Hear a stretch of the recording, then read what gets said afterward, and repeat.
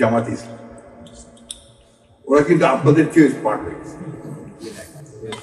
আপনারা কি আমার সঙ্গে কি করেন? কেন তাহলে আমরা কেন স্মার্ট হলাম? আমরা কেন ওদের সঙ্গে লড়াই করে পারছি? এই জায়গাটা কারণ হচ্ছে যে আমরা টেকনোলজিতে পিছিয়ে গেছি, আমরা ডিভাইসে পিছিয়ে গেছি। বাংলাদেশ জামাত ইসলামী আল্লাহ প্রদত্ত বিধান, মহাগ্রন্থ আল কোরআন এবং ইসলামী অনুশাসন প্রতিষ্ঠার মাধ্যমে মানুষের অধিকার আদায় এবং মানুষের সুশাসন প্রতিষ্ঠার জন্য চেষ্টা করছে।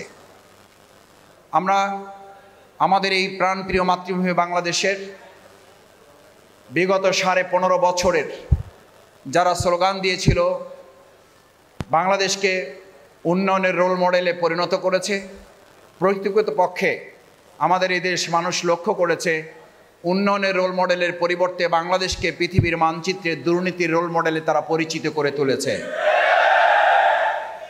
তারা আমাদের হাইওয়েতে তুলে দেওয়ার কথা বলেছে, এক্সপ্রেসওয়েতে তুলে দিয়েছে।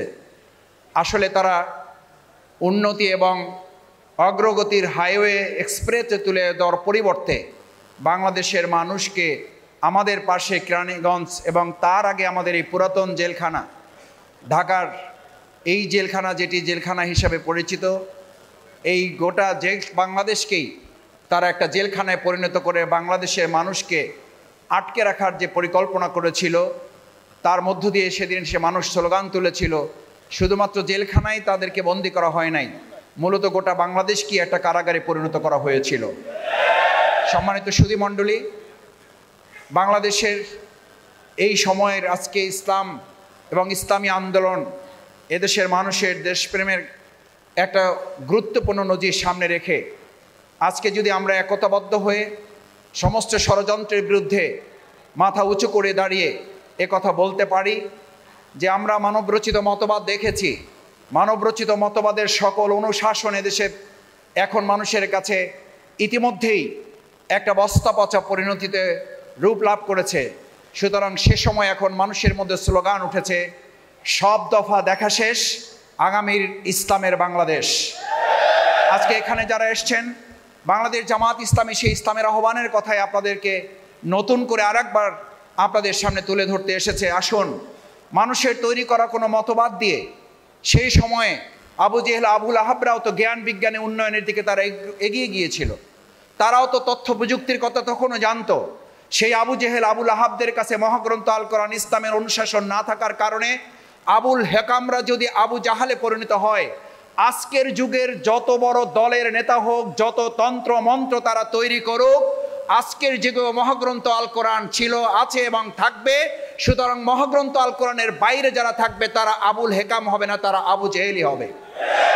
মানুষ আর আবু জেহেলের পেছনে ঘুরতে চায় না। মানুষ এখন খোলাফায়ে রাশেদার মুহাম্মদুর রাসূলুল্লাহ সাল্লাল্লাহু আলাইহি সাল্লামের সেই অনুশাসনের দিকে ধাবিত হয়ে উই ওয়ান্ট জাস্টিস, ছাত্র জনতার সেই স্লোগানের দিকে ফিরে যাওয়ার জন্য মহাগ্রন্থ আল কোরআন এবং ইসলামের ভিত্তিতে দেশ পরিচালনা করতে চায়। আমি সম্মানিত সুধীমণ্ডলীকে অনুরোধ করতে চাই, আসুন বাংলাদেশ জামাত ইসলামী আজকের এই প্রাণপ্রিয় মাতৃভূমি বাংলাদেশ সহ ঢাকা মহানগরীকে ইসলামের মহানগরীতে পরিণত করতে চাইলে, বাংলাদেশের রাজধানী ঢাকা, ঢাকাকে ইসলামের রাজধানীতে পরিণত করতে পারলেই গোটা বাংলাদেশে আমরা ইসলামের আন্দোলনের, ইসলামের অনুশাসনের একটা সুন্দর উদাহরণ আমরা পেশ করতে পারবো। সম্মানিত ভাই এবং বন্ধুগণ, আজকের এই ছাত্র জনতা যখন ইসলাম, ইসলামী অনুশাসন, দেশপ্রেমের ভিত্তিতে গণ অভ্যুত্থানের রচনা করেছে, ঠিক সেই সময় আমরা লক্ষ্য করছি আমরা আমাদের একটা স্বৈরাচারের ফ্যাসিস্টের দেয়াল হয়তো ভাঙতে পেরেছি, কিন্তু এখনো ইট, বালু, কণা যেখানে যেখানে আছে তারা সেখান থেকে আবার আওয়াজ তোলার চেষ্টা করছে। এদেশের মানুষের চিন্তা, দৃষ্টিভঙ্গি 90% মুসলমানের চেতনাকে আবার মৌলবাদের নাম দিয়ে তারা কেউ কেউ সমালোচনা করছেন। আমরা দ্ব্যর্থহীন কণ্ঠে বলতে চাই, 90% মুসলমানের দেশে মৌলবাদের তকমা তুলে এদেশের মানুষের অধিকার থেকে আমাদেরকে আর রদ করা যাবে না। আমাদের রাজাকার আলবদর আর শামস স্বাধীনতা বিরোধীদের তকমা তুলে দেশের দাড়িওয়ালা, টুপিওয়ালা, পাঞ্জাবিদের এবং ইসলামপন্থী মানুষদের, মুসলমানদের অধিকার থেকে আমাদেরকে আর পিছনে ফিরিয়ে দেওয়া যাবে না। এই দেশের স্বাধীনতা এবং ইসলামকে যারা মুখোমুখি দাঁড় করিয়েছিলেন, এদেশের স্বাধীনতার মহান যুক্তিযুদ্ধকে টুপিওয়ালা দাড়িওয়ালাদের মুখোমুখি দাঁড় করিয়ে যারা নতুন আরেকটা প্রেক্ষাপট তৈরি করেছিলেন, তাদের কারণেই 2024 সালের 5ই আগস্ট নতুন স্বাধীনতা অর্জন করতে হয়েছে। এদেশের মানুষ আর মনে করে না বাংলাদেশের ইসলামপন্থী এবং এদেশের দেশপ্রেমিক মানুষদেরকে মুক্তিযুদ্ধ, স্বাধীনতা এবং আমাদের এই প্রিয় মাতৃভূমির দেশপ্রেমকে মুখোমুখি দাঁড় করিয়ে আর কোন ষড়যন্ত্র বাংলাদেশে বাস্তবায়ন করতে দেওয়া হবে না।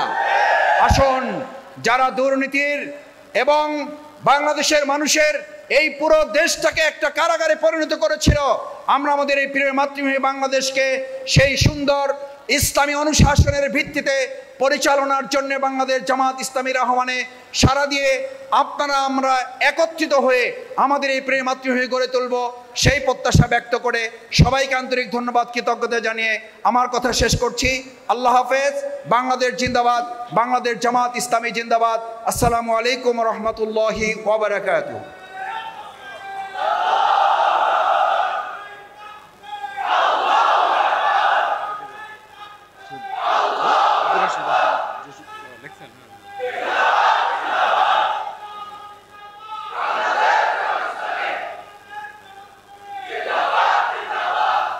প্রাণপ্রিয় উপস্থিতি, সম্মানিত উপস্থিতি, এই পর্যায়ে আমাদের উদ্দেশ্যে বক্তব্য নিয়ে আসছেন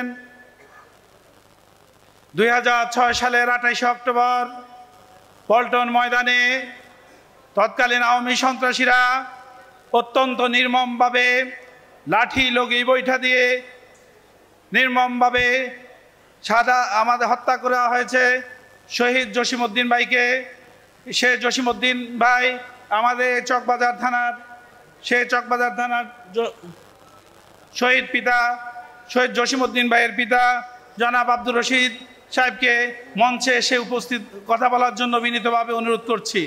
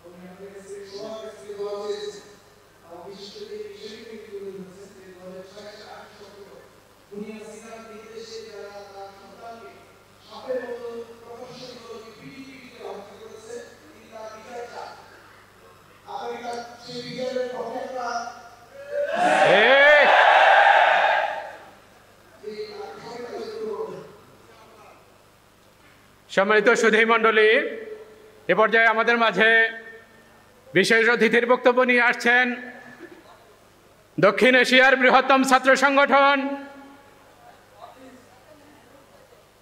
বৈষম্য বিরোধী ছাত্র জনতার আন্দোলনের অন্যতম মহানায়ক বাংলাদেশ ইসলামী ছাত্র শিবিরের কেন্দ্রীয় সভাপতি জনাব মঞ্জুরুল ইসলাম। বক্তব্য রাখছেন জনাব মঞ্জুরুল ইসলাম। ইসলামী ছাত্র শিবির জিন্দাবাদ জিন্দাবাদ জিন্দাবাদ জিন্দাবাদ ইসলামী ছাত্র শিবির শিবির শিবির শিবির শিবির শিবির শিবির শিবির আলহামদুলিল্লাহ আলহামদুলিল্লাহ রাব্বিল আলামিন والصلاة والسلام على رسوله الكريم وعلى آله وصحبه أجمعين। এদেশের তাওহীদি জনতার প্রিয় সংগঠন, মানবতার মুক্তিকামী প্রিয় কাফেলা বাংলাদেশ জামাত ইসলামী ঢাকা মহানগর দক্ষিণের চকবাজার থানার উদ্যোগে আয়োজিত আজকের এই সুধী সমাবেশ, আজকের এই সমাবেশের প্রধান অতিথি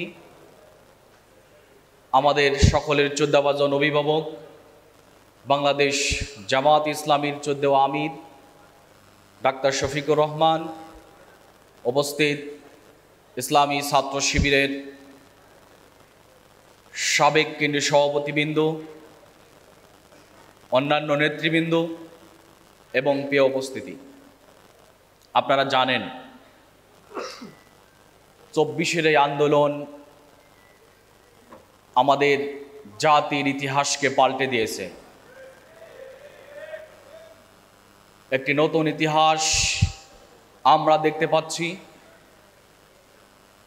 হাসিনা এবং তার রেজিমের দুঃশাসনে গড়ে ওঠা পাহাড় সম জুলুমকে ছাত্র জনতা আন্দোলনের মধ্য দিয়ে ধসিয়ে দেওয়ার মাধ্যমে তাদেরকে দেশ থেকে বিতাড়িত করেছে। আপনারা জানেন এই দুঃশাসন আমাদের জাতিকে খণ্ড বিখণ্ড করে পৃথিবীর মানচিত্র থেকে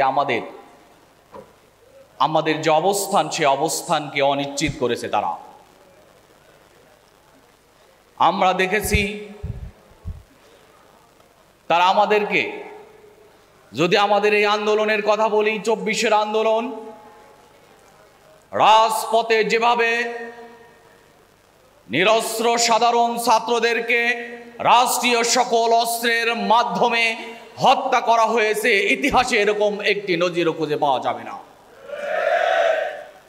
আমরা লাশের সারি দেখেছি, ছাত্র জনতার লাশের সারি, প্রশাসন বাহিনী যেভাবে আওয়ামী বাহিনীতে পরিণত হলে একটি জাতির ন্যাক্কার ইতিহাস হতে পারে, এটাও আমরা দেখেছি। প্রিয় উপস্থিতি, আপনাদেরকে শুধু এতটুকু বলতে চাই, আমাদেরকে অনেক বড় করে স্বপ্ন দেখতে হবে। তারা আমাদের এই জাতিকে, আমরা যদি স্বাধীনতার পর থেকে নিয়ে এখন অবধি যদি দেখি, আমাদের এই জাতিকে যেভাবে গড়ে তোলার মধ্য দিয়ে ইতিহাসে মানচিত্রে স্থান করে নেওয়া যায়, বিগত কোনো শাসন ব্যবস্থায় কোনো শাসক শ্রেণী সেই উদ্যোগ নিয়ে এগিয়ে আসে নাই। তারা আমাদের শিক্ষাঙ্গনকে ধ্বংস করেছে। আমরা দেখেছি ছাত্র জনতার হাতে তারা পড়ার পরিবর্তে তারা অস্ত্র উঠিয়ে দলীয় এজেন্ডা বাস্তবায়নে তারা ব্যবহৃত হয়ে আসছে। কাজেই তারা একটি জাতিকে, আমরা বলতেই পারি আমাদের এই জাতিকে নির্মমভাবে তারা হত্যা করেছে। প্রিয় উপস্থিতি, আপনাদেরকে অনুরোধ করতে চাই, আমাদের কণ্ঠস্বরকে আরো উচ্চকিত করতে হবে। আমরা যদি আপনাদেরকে বলি, সেদিনের ঘটনার কথা যদি বলি, শাপলা চত্বরের সেই সাধারণ মাদ্রাসার ছাত্রদের কি অপরাধ ছিল, তাদেরকে নির্মমভাবে সেই সাদা শাপলাকে লাল করা হয়েছে। এখনো কেউ এটা নিয়ে কথা বলে নাই, আমরা শুনছি না। পিলখানার হত্যা নিয়ে আজ পর্যন্ত কেউ কথা বলেনি। পিলখানায় যেভাবে আমার এদেশের সূর্য সন্তানদেরকে হত্যা করা হয়েছে, এর বিরুদ্ধে আজ পর্যন্ত কেউ কথা বলেনি। আমাদেরকে এটা নিয়ে কথা বলতে হবে। প্রিয় সুধী, আপনাদেরকে বলতে চাই, আমাদের সবচাইতে বেশি ক্ষতি আমাদের শিক্ষা ব্যবস্থা নিয়ে। আমাদের এই শিক্ষা ব্যবস্থায় এমন কিছু চিন্তার সংযুক্তি ছিল, এর মধ্য দিয়ে একটি জাতি মাথা উঁচু করে, মেরুদণ্ড শক্ত করে প্রতিপদী হয়ে গড়ে ওঠার পরিবর্তে অন্যের তাবেদার হয়ে গড়ে উঠেছে। এটা কে করেছে? আমরা জানি, হাসিনা এবং তার ফ্যাসিস্টরা এটা করেছে।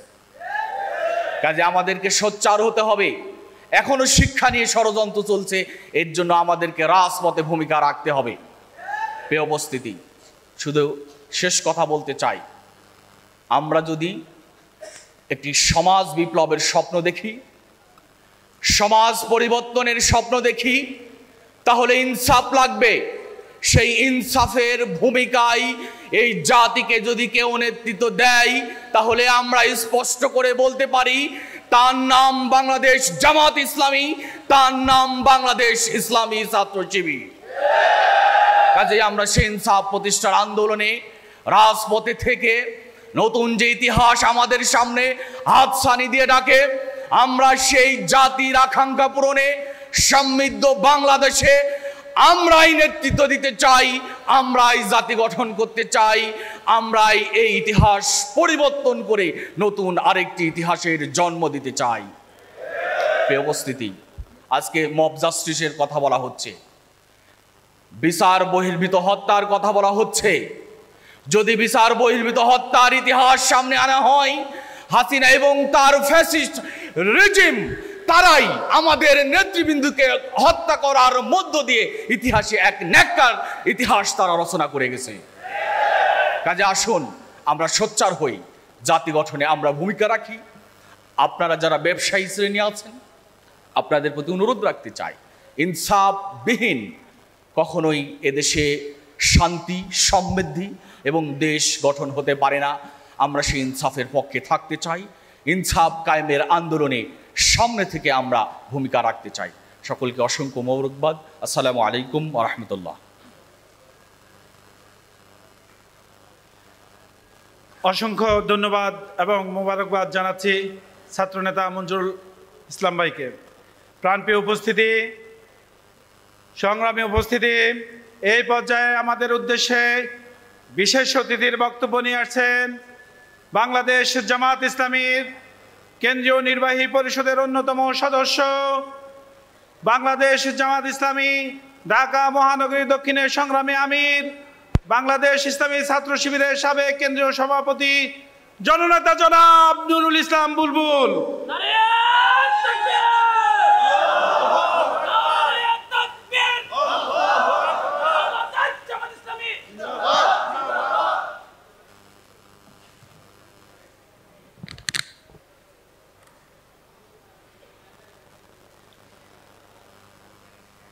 বিসমিল্লাহির রহমানির রহিম।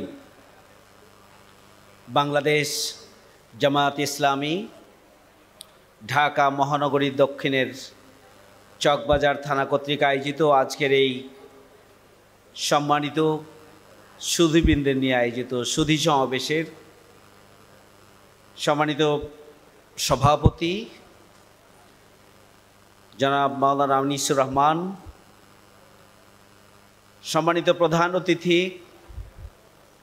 শহীদি কাফেলা, বাংলাদেশ জামাত ইসলামের সংগ্রামী আমিরে জামাত,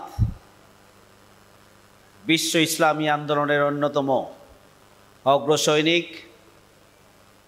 ডাক্তার শফিকুর রহমান, বিশেষ অতিথি হিসাবে উপস্থিত আছেন বাংলাদেশ জামাত ইসলামীর অবিভক্ত ঢাকার সংগ্রামী সাবেক আমির, ইসলামী ছাত্র শিবিরের সাবেক কেন্দ্রীয় সভাপতি, বাংলাদেশ জামাত ইসলামীর অন্যতম কেন্দ্রীয় সহকারী সেক্রেটারি জেনারেল, সংগ্রামী জননেতা মাওলানা রফিকুল ইসলাম খান, উপস্থিত সম্মানিত বিশেষ অতিথিবৃন্দ, শহীদের গর্বিত পিতা, আমাদের পিতা এখানে উপস্থিত আছেন, সম্মানিত সুধীমণ্ডলী, ব্যবসায়িক নেতৃবৃন্দ, ওলামায়ে কেরাম, শিক্ষক, পেশাজীবী, বুদ্ধিজীবী সহ সর্বস্তরের সংগ্রামী উপস্থিতি, আসসালামু আলাইকুম ওয়া রাহমাতুল্লাহি ওয়া বারাকাতুহু। আমরা প্রধান অতিথির কাছ থেকে গুরুত্বপূর্ণ বক্তব্য শুনব এবং সেই আলোকে আগামী দিনে দেশ ও জাতি গঠনে নিজ নিজ অবস্থানে থেকে আমরা ভূমিকা পালন করব ইনশাআল্লাহ। সম্মানিত সুধীমণ্ডলী, বাংলাদেশ একটি নতুন অধ্যায় অতিক্রম করছে। বাংলাদেশ দ্বিতীয়বারের মতো ছাত্র জনতার হাজারো রক্তের বিনিময়ে, হাজার হাজার ছাত্র জনতার আহত পঙ্গুত্বের মধ্য দিয়ে আমরা একটি নতুন বাংলাদেশ পেয়েছি। আমরা দীর্ঘ 16 বছর যাবৎ আওয়ামী ফ্যাসিস্ট অপশক্তির জুলুমতন্ত্র এবং ফ্যাসিবাদের শিকার। এ দেশ সার্বিকভাবে একটি ব্যর্থ রাষ্ট্রে পরিণত হয়েছিল। এই অপশক্তির হাত থেকে দেশ ও জাতিকে রক্ষার জন্য, নিজেদের মুক্তির জন্য এদেশের রাজনৈতিক দলগুলো 16 বছর যাবৎ ধারাবাহিক বহুমুখী কর্মসূচি পালন করে এসেছে। কিন্তু এই ফ্যাসিস্ট অপশক্তির হাত থেকে এদেশের জনগণকে মুক্ত করা, তাদের থাবা থেকে দেশের জনগণকে মুক্ত করা সম্ভব হয়নি। কিন্তু এদেশের দামাল ছেলেরা বৈষম্য বিরোধী ছাত্র আন্দোলনের ব্যানারে কোটা সংস্কার আন্দোলনের কর্মসূচি ঘোষণা করে এবং সেই কর্মসূচির ওপরে জুলুম, নিষ্পেষণ এবং পাখির মতো গুলি করার মাত্রা যতটা বাড়তে থাকে, এদেশের শিক্ষক, অভিভাবক, এদেশের সকল শ্রেণী পেশার মানুষ রাজপথে নেমে আসে এবং 5ই আগস্ট ঐতিহাসিক গণ অভ্যুত্থান সংগঠিত হয় এবং ফ্যাসিস্ট অপশক্তি পিছন দরজা দিয়ে লক্ষণ সেনের চাইতেও খারাপ পরিণতি নিয়ে বাইরে পালিয়ে যেতে বাধ্য হয়েছে। সম্মানিত সুধীমণ্ডলী, এই শহীদেরা চেয়েছিলেন একটি নতুন বাংলাদেশ।